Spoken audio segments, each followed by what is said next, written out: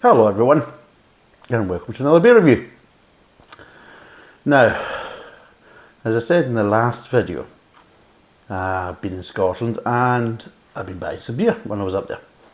And what we've got today is one of the big guns apparently. And it's what we've got is Tennent's Lager. Now, my dad used to drink this. And, well, I suppose he still does. He doesn't really drink, my dad. He's not been the biggest drinker in the world, even though he's been working in the booze industry all his life. Yeah, especially in distillation, because he's a specialist in that, or was a specialist.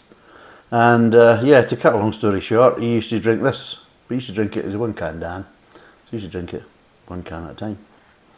And, what he used to do was he'd maybe have a can with the footballs on and something like that. But we're talking about special games, you know, like a cup final or a semi-final or a Scottish game, you know, international.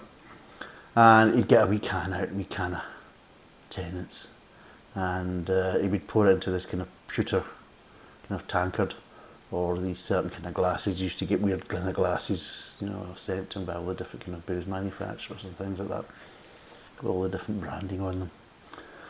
And to cut a long story short, he would pour it in, and what was left in the can, once the actual vessel, whichever one he was using, was full, then I would get the rest. So I'd maybe get a couple of mouthfuls or something like that maximum.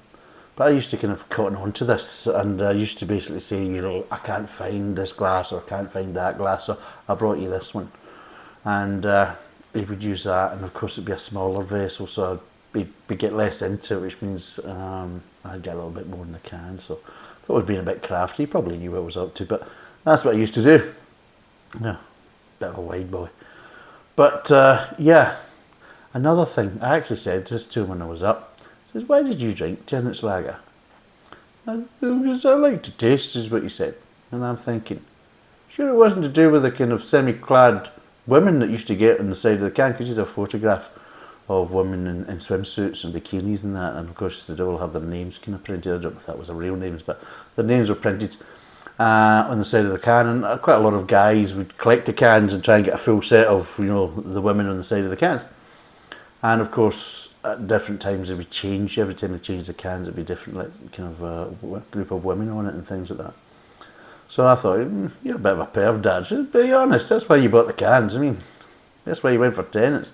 I'll be totally honest, I'm a bit of a perv myself and that, but at my age it's the case as well. That's a bit of a waste of time, because I'm no longer really that interested, and neither is anybody else.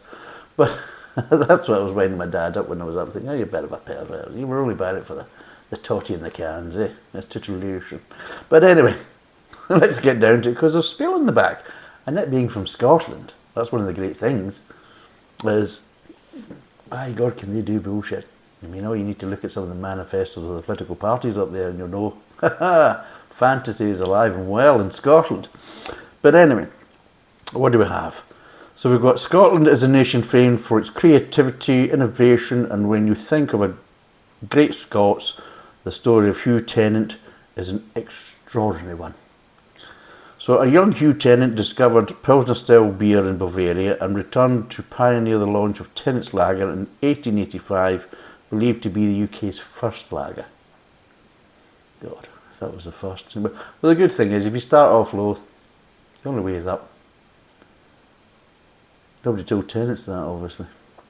But anyway, today the Tennent's Lager recipe remains true to the one introduced by Hugh more than 130 years ago. Well, if that's the case, maybe you should review it and change the bloody thing.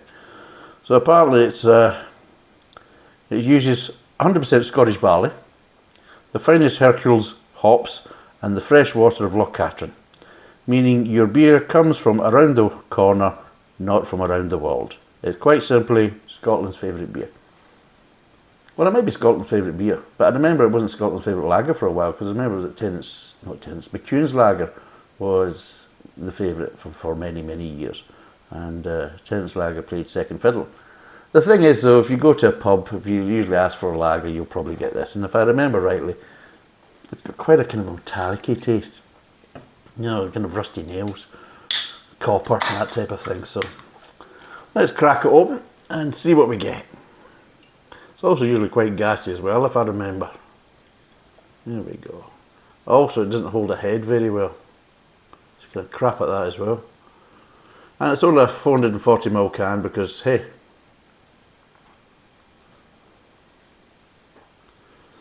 Scotland's finest beer. They can't give you too much of it. It can't be seen to spoil you. Right, there we go. So, there we go. Tennent lager.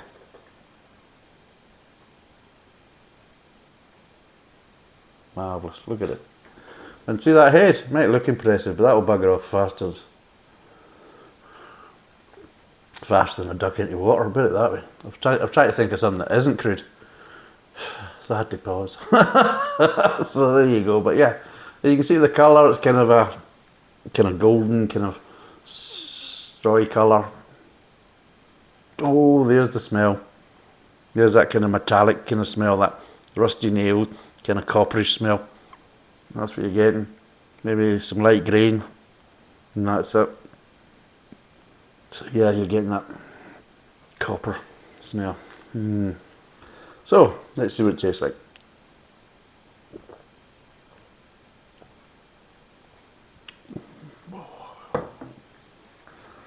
Ooh. Ooh. To be honest, doesn't really taste of anything. It's really first. Again, with the last review we did was Tennent Special, and this one kind of reminds me very similar. It's watery. It's very kind of it's almost as if they make a beer and then just dilute it. So they make a stronger beer and they dilute it. Now, what's the? So it's 4%. So yes, so it's 0.5% more alcohol than the Tennent Special. It's a 440ml can, whereas the Tennent Special was a 500ml can. They're roughly similar kind of pricing, roughly about just over £4 for a 4-pack. But again, that's mostly down to the kind of, in Scotland they have this kind of minimum pricing for alcohol. So depending on the type of alcohol, it can't go below a certain price per unit. So yeah, so you don't get the bargains up there as you would get down in England and Wales and things like that. So there you go. So as you can see, the head's starting to disappear. I can see the bottom of the glass through the top. So let's break down the flavours. It's not going to take long.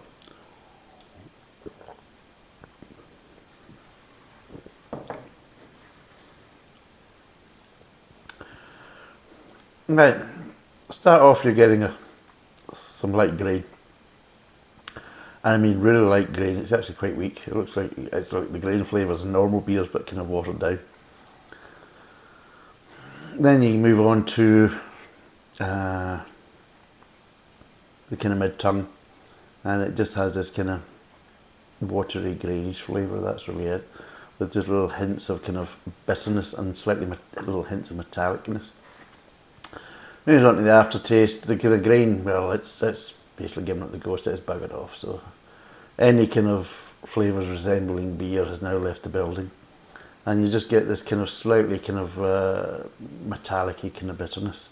But even then, it's not as strong as it used to be. I always remember it being a lot stronger than that, so it's actually kind of scaled down. But I think that's because they're making it and then actually watering the beer down, to be totally honest. I don't think that this is the actual beer as it comes out. The fermenters. I think basically this is after it's been watered down. So what would I give this out of 10? Well, I gave Tennent Special, I gave that about, was it 2 out of 10? And I've got to say, it's basically the same, about 2 out of 10. Just dreadful. It does, I mean, these beers, they make the mainstream piss water, like Foster's and Carling and all that. It tastes actually quite nice, and kind of like, you know, it does make them look a lot better than they are. My view is, if you're in Scotland, don't buy Tennent Lager, don't buy the Tennent's Heavy or the Tennent Special. There must be other things there. If you're into kind of heavies, have a look at Belhaven if you've got Belhaven options. or look at bottles or something like that if it's in relation to the lagers, because, I mean, best way to describe both of the Tennent's beers I've had so far, just watery. Just it feels like they're watered down really quite badly, and lacking flavour, lacking visual, appeal or anything. It's just dreadful. To be totally honest, it's embarrassing. So that's 2 out of 10. It's a 440ml can. It's 4%, just over £4 for a 4-pack, and I certainly could not recommend it. So if you're in Scotland, avoid. Okay, thanks for watching. Cheers, and bye for now.